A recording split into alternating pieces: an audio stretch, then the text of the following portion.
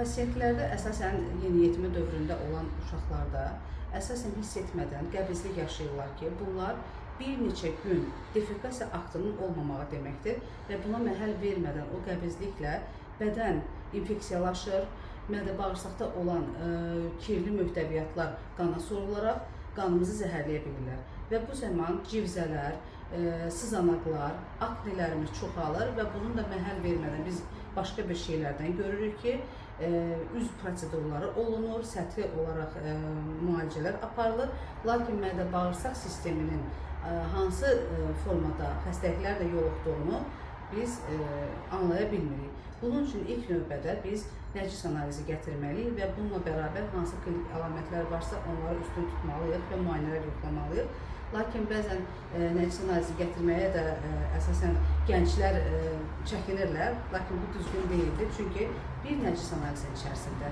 həm göbələklər, həm infeksiyalar, həm mikrofloralar, bədənimizin hansı ki bağırsaqlarımızda yaşayan mikroflora və qurd invaziyalarının əksəriyyəti biz görə bilirik. Bunun üçün heç bir müayinədən çəkinmək lazım deyildir.